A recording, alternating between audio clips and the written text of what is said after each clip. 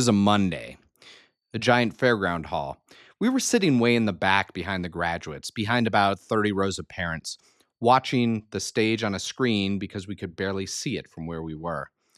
My son was somewhere up there in a cap and gown, about to walk across the stage, and I was watching it happen on a monitor like it was already a memory.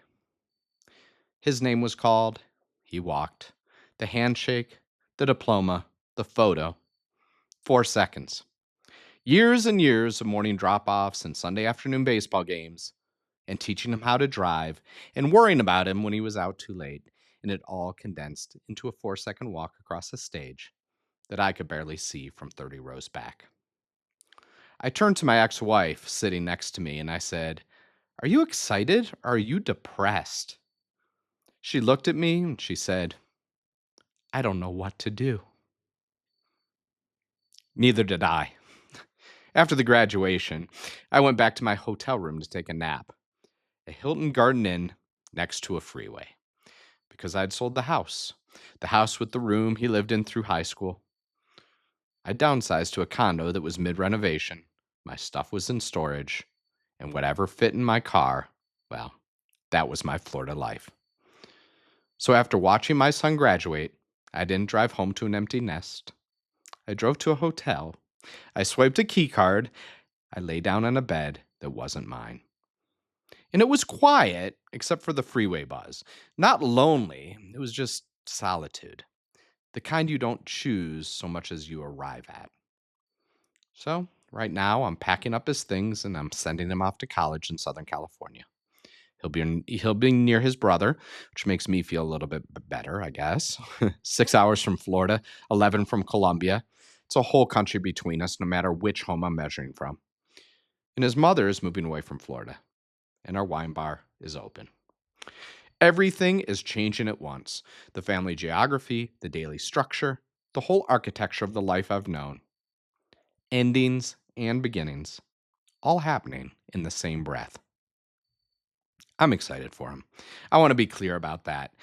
A new life is beginning and he's ready for it. But I've been thinking about what that means for the life I'm building on this side of his departure. Because I think life has 3 stages, and I just entered the third one. And it's not just the kid.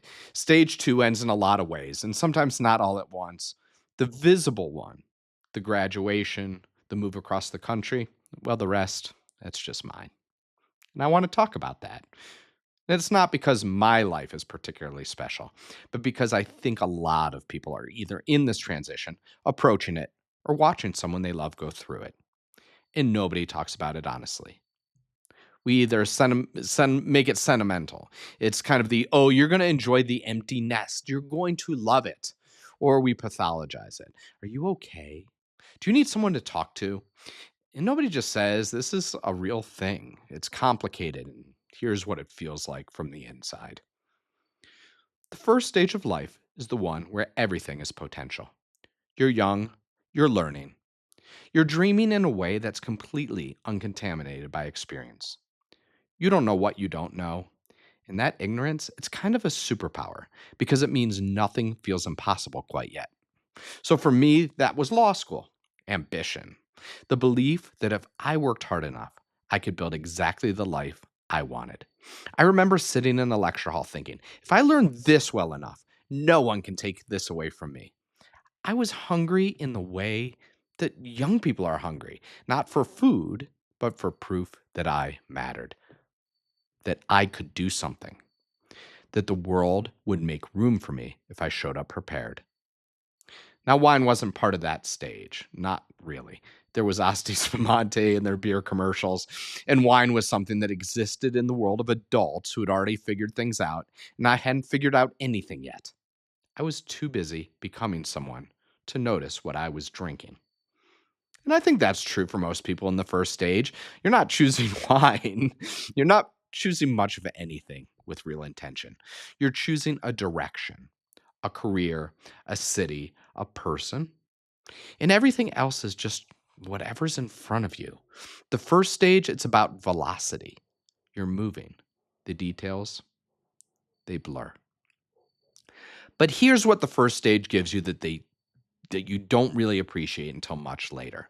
It's the capacity to dream without conditions, to want something just because you want it, not because it's practical, not because it makes sense, not because someone else needs you to want it, just pure, unfiltered desire for a life that you haven't lived yet. I didn't know it at the time, but I'd spend the next 25 years slowly losing that capacity. And the third stage, the one I'm in now, it's partly about getting it back. But you can't get it back unchanged. You get it back weathered and tested, fermented, if you want to think about it that way.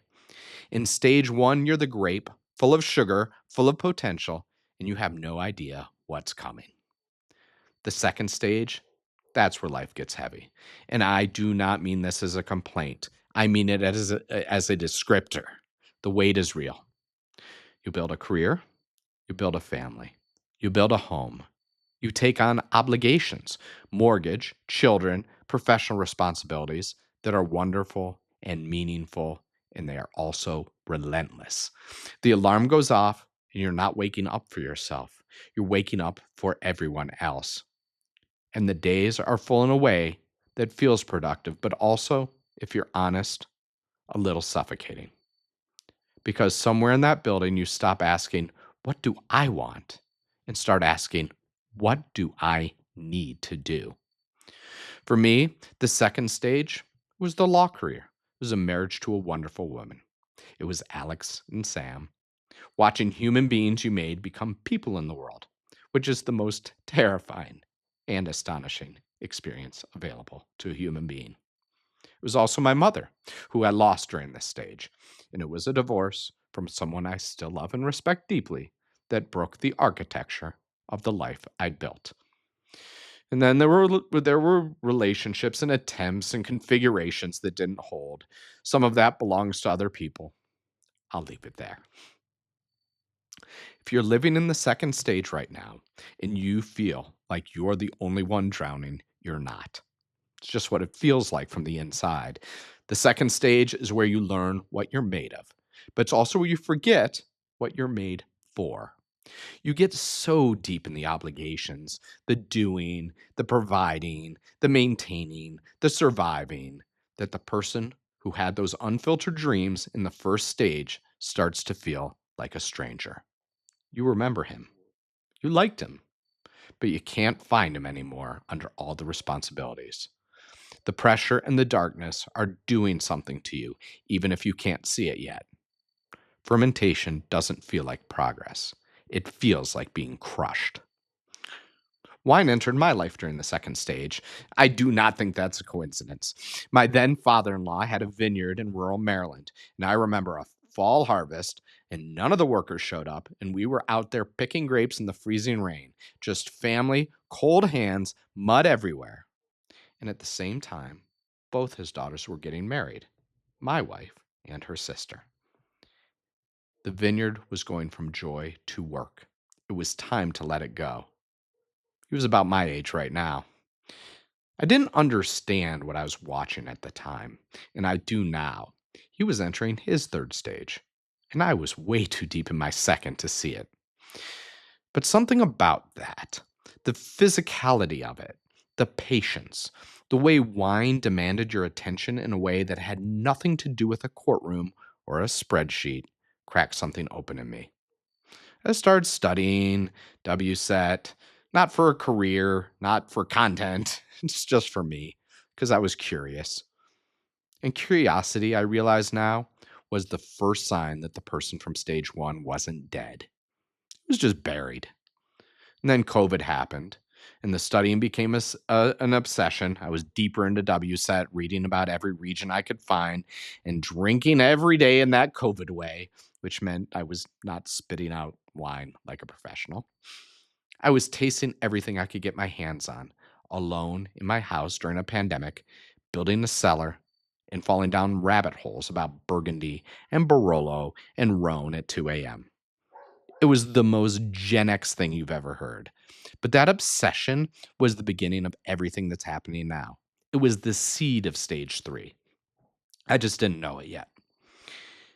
I lost my mother during the second stage, and her death was one of the things that ended it. One of the events that cracked the structure of the life I'd built and forced me to look at what was underneath. But I don't want to talk about losing her. I want to talk about how she lived. Because my mother, she had three stages too, and seeing hers helps me understand mine. Her first stage was Chicago, a kid on the South Side. I wish I'd asked her more about her dreams while I could. I know they were shaped by the city and her cousins, the energy and the cold, the sense that you had to be tough to survive and creative to escape. Chicago, that was her stage one. Raw potential, limited options, a world that was big enough to dream about, but small enough to feel trapped in. Her second stage was in Cleveland. She became a mother. She became a wife. She was school board president. She built the life that the first stage had pointed her toward. Or maybe the life that the first stage's limitation had pointed her toward. Cleveland was duty. It was raising kids. It was building a household in a city that doesn't get a lot of credit for being exciting, but has a quiet, stubborn identity about it. She did what the second stage demands. She showed up every day for us. And I didn't fully appreciate what that cost her until I went through my own second stage and understood what it means to put yourself last for a couple of decades. And then her third stage was in Arizona. And this is the part that really gets me. So she moved to Arizona, worked as a realtor, and started a relationship with a biker. Not the motorcycle on the weekends kind of biker, a biker. And I remember thinking at the time how strange this was. This isn't what I expected from my mother. This didn't look like what a third stage was supposed to look like. But you know what? She was happy. She was free. She was doing exactly what she wanted for the first time in her adult life. And she wasn't asking anyone's permission. She wasn't building something for someone else. She was choosing on her own terms, in her own way, in a place with sunshine and open roads, and a man that made her feel alive. And a group of friends I didn't actually really know until her funeral. So, a group of people that partied at a restaurant remembering her and enjoying each other. And I admire the hell out of that because the third stage doesn't have a template. That's the whole point. My mother's third stage was a biker in Arizona. Mine is a wine bar and a podcast and a house in Colombia. And yours might be something neither of us can possibly imagine. The common thread isn't what you choose, it's that you choose. That after the dreaming and the building and the surviving, you finally get to be the person you actually are instead of the person the world needed you to be. I think about her every day, and I think she'd understand exactly what I'm doing right now. Now, she might have not cared too much about wine, but she definitely understood the third stage. She lived it. She didn't apologize for it, and I'm trying not to either. Her third stage showed me what mine could look like. Not the specifics, but the permission. The permission to choose without apologizing for the choice. So here I am, 53. And for the first time in my adult life, the question isn't, what do I need to do? It's what do I want? Now, it's a terrifying question. I'll be honest about that. Because when you've spent 25 years organizing your life around other people's needs, your kids and your spouse and your clients and your career, the sudden absence of these structures doesn't feel like freedom. Not at first. It feels like vertigo. Like all the scaffolding came down and you're not sure the building can stand on its own. But it can. And once you realize that, once you steady yourself and look around, you see something extraordinary. You see the whole landscape. For the first time, you're not looking through the narrow window of what's required. You're looking at everything. And you get to choose. In English, we call this being an empty nester. I hate that phrase. It defines you by what left the kid. It tells you who you were not what you're becoming. It's a label that's built around absence. So in Spanish, they have tercera edad.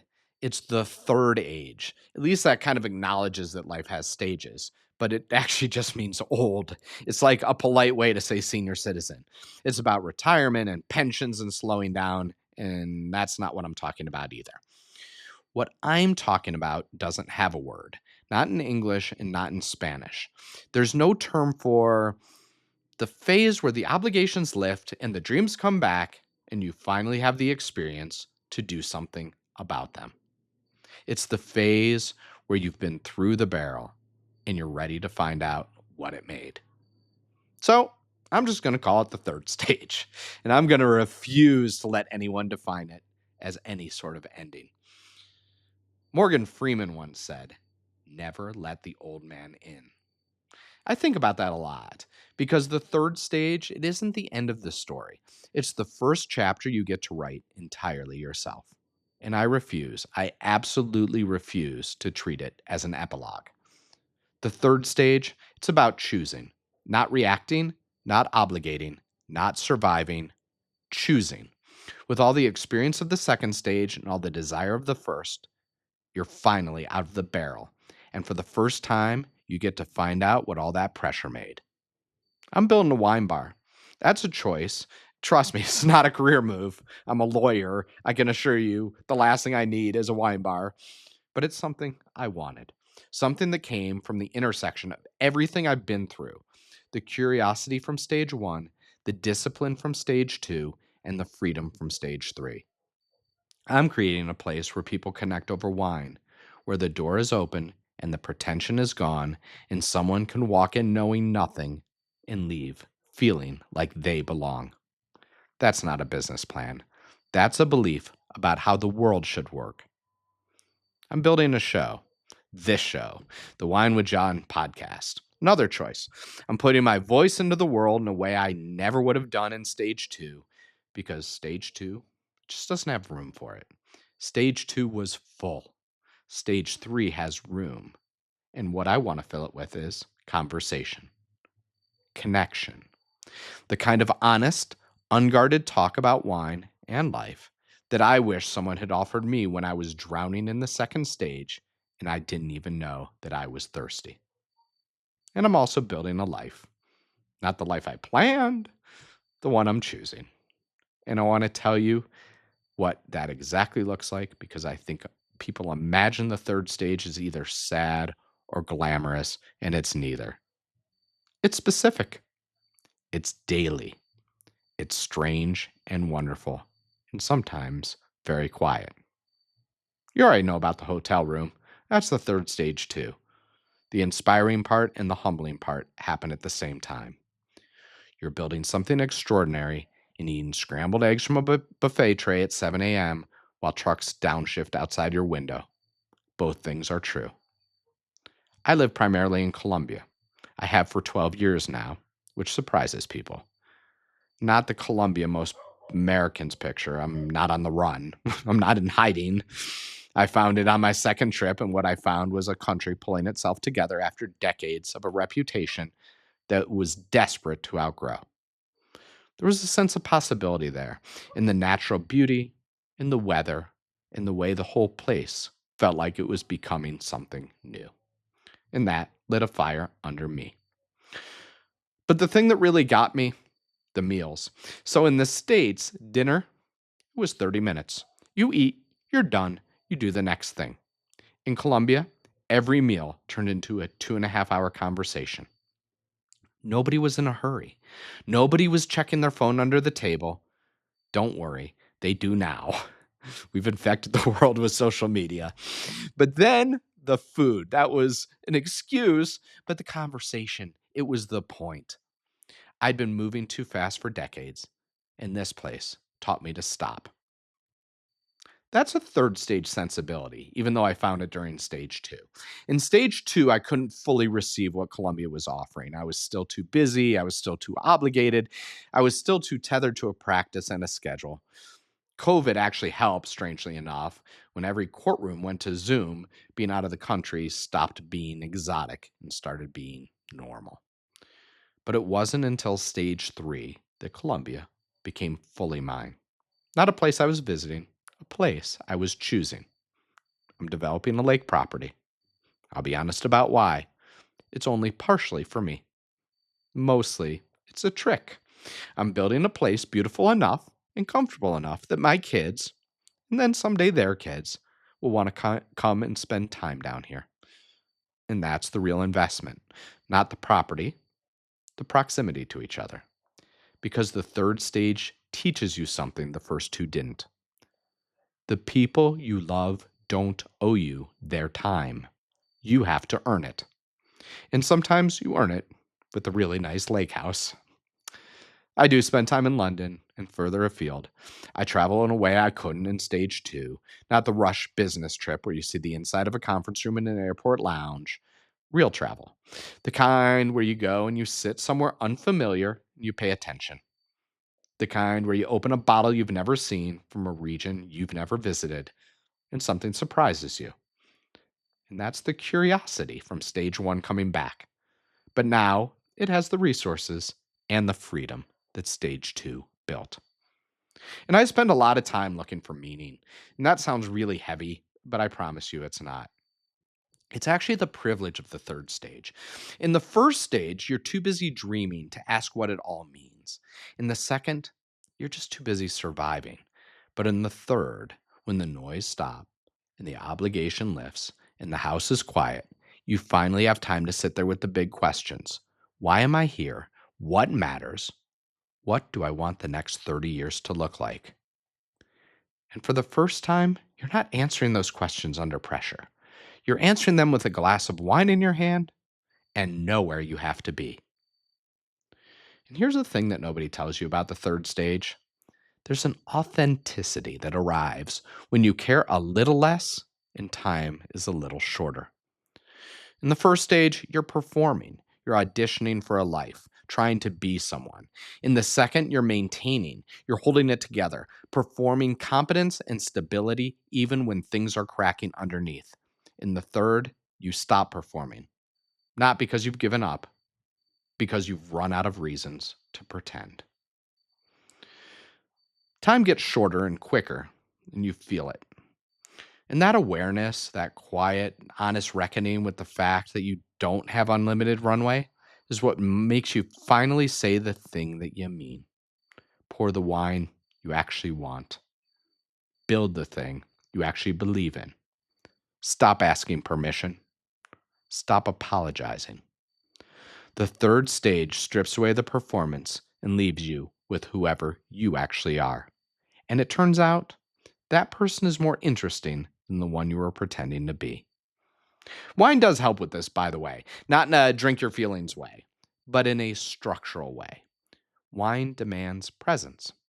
You can't taste something properly if you're not paying attention. You can't appreciate what's in the glass if you're distracted by what's in your head. Wine says, be here, right now, with this.